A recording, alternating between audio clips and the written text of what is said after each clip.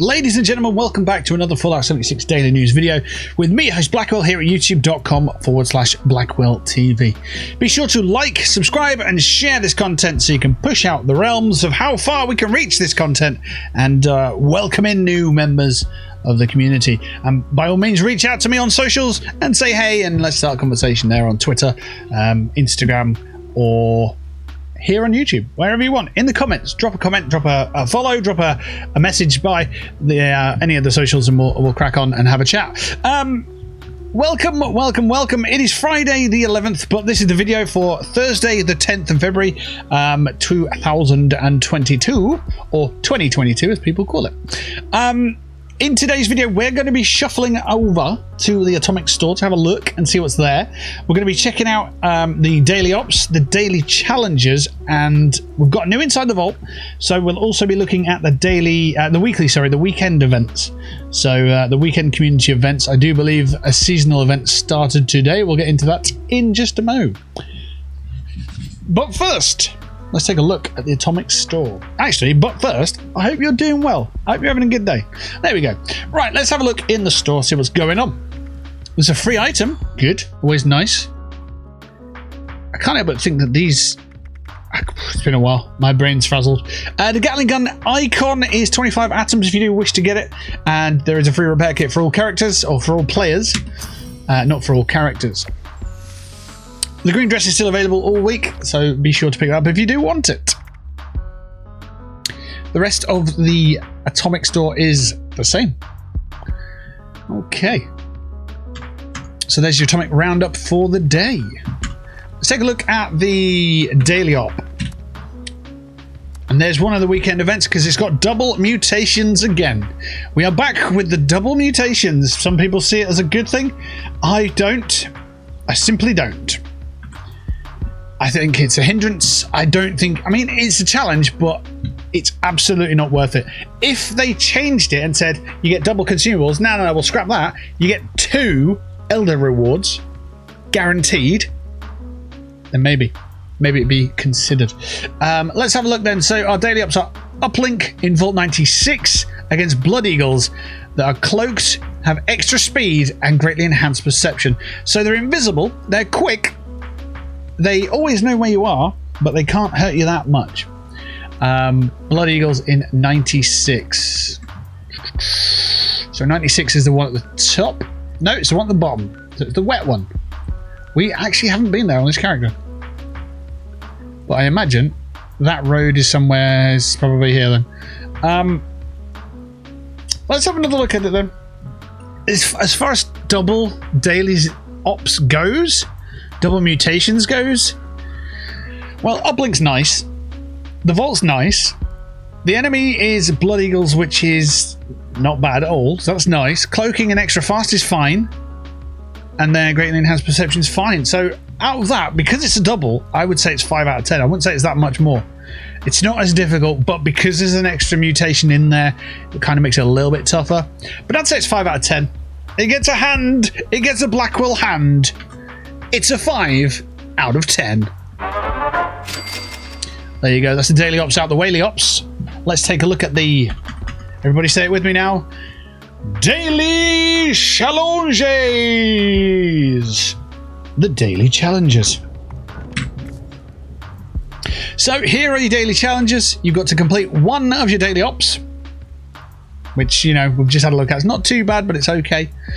Complete 2 events. Complete the FASNACT day, which is another one of our weekly or weekend events. I think it's here for more than a weekend though, so we'll look at that in a moment. 5 of these for your gold star.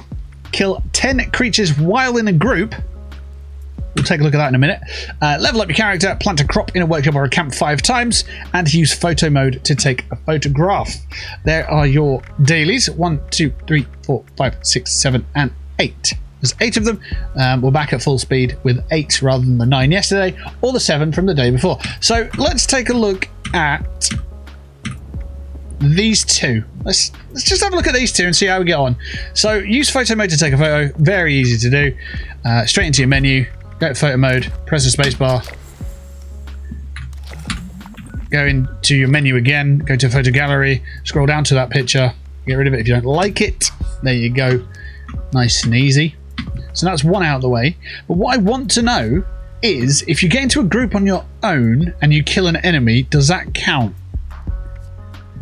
So let's go exploration. Hopefully no one will join us. It says creature as well. I assume that means it could be ghoul. So let's have a look.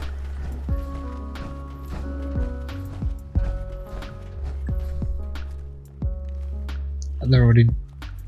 I assume they're dead. Wow, it's quite a stance. Nope, you don't have to be in a team with a person, you just have to be on a team. Good to know.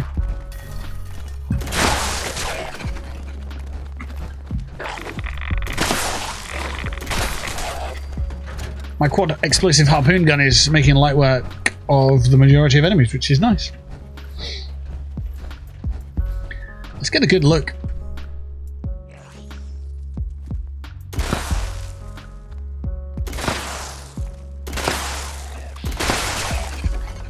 Oh, I moved. Ah, oh, dang it. I was going to get a look at that. Wait, what's his name? Bray Wyatt. You know, when he does the hand crawling thing, the wrestler. But he'd already stopped. If you don't know what I'm referring to, then Google phrase Bray Wyatt's crab walk. I'm sure you'll find it. So we're on fire at the moment. So ghouls do count for this, which is quite nice. We do need to kill some more, so let's have a... That's a ghoul. Hello, noises? Already dead, that one.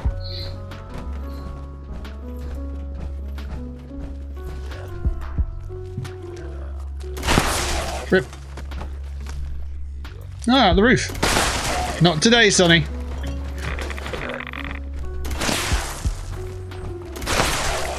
Okay, well, we can see that this weapon's pretty badass. Let's see what this Juggernaut's Gauss minigun's like.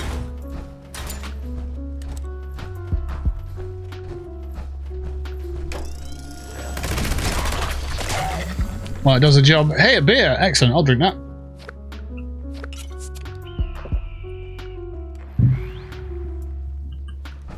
Nice roleplay, huh? Yeah. Are we on 10 yet? I don't know. Doesn't matter, we're at full health. It's not like we're having any troubles.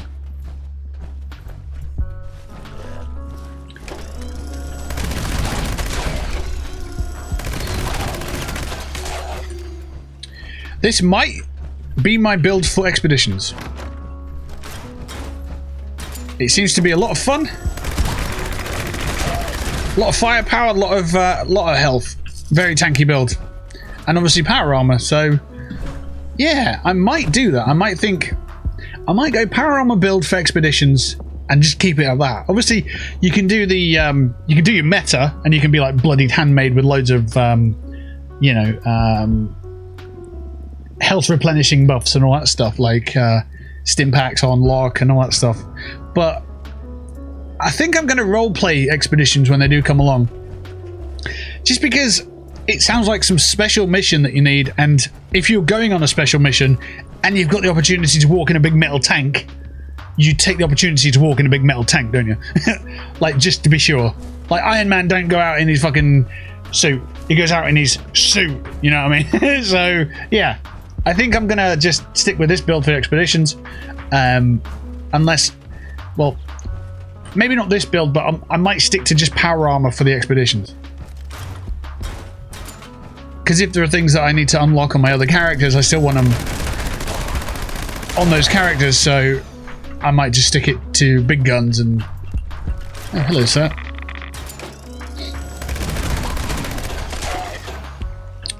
Yeah, it'd be pretty cool. I'd be quite happy with that.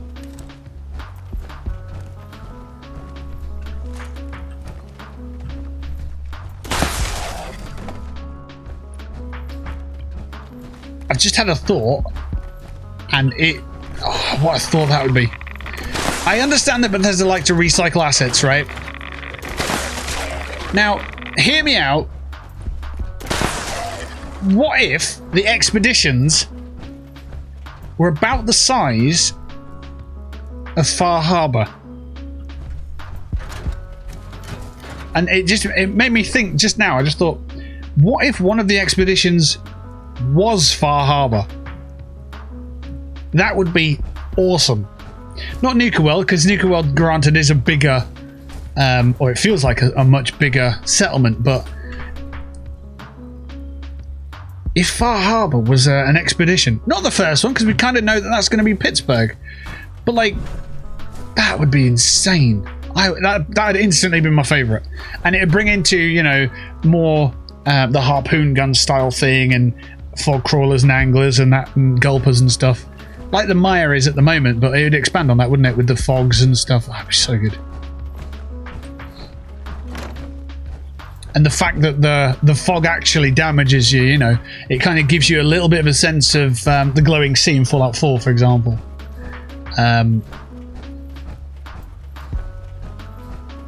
Yeah, I would relish that chance.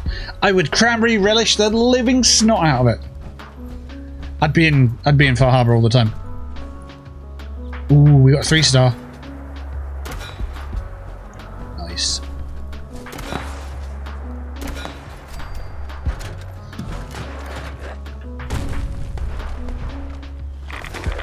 Can I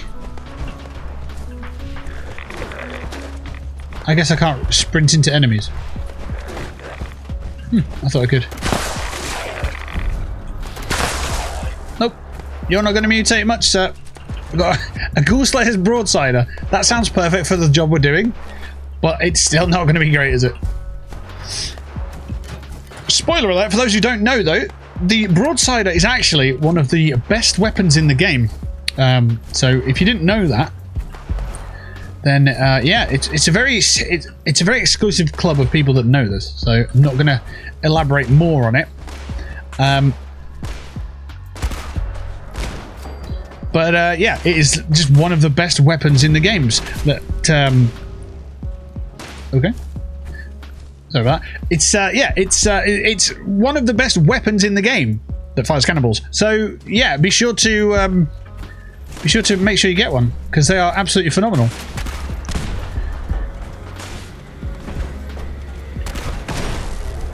Obviously, I'm using a Ghoulslayer at the moment. I've just run out of ammo, but yeah, literally, it is confirmed.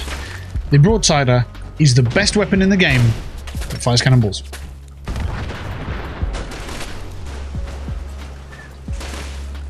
No, dodgy. Boop. Boop. Boop. Right, let's try the secondary weapon. What we got? Oh no, tertiary weapon, thank you.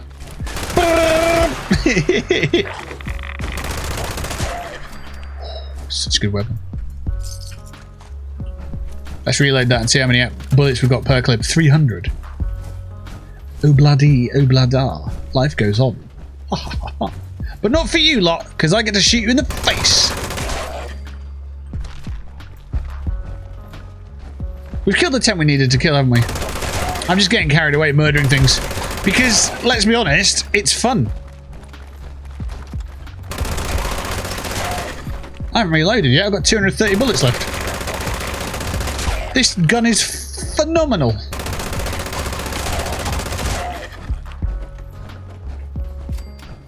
The only thing is, it chews through bullets like fat kids and cake. If you are a fat kid and you do like cake, then there's no harm in that. It's not an insult. It's just a sentence that describes a situation. That's all. All right. Good. If you do like cake a lot, just make sure you like moving around just a little bit more and you'll be fine. That's all. That's all we need.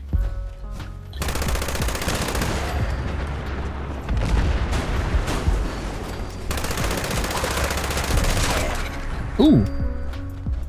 Okay.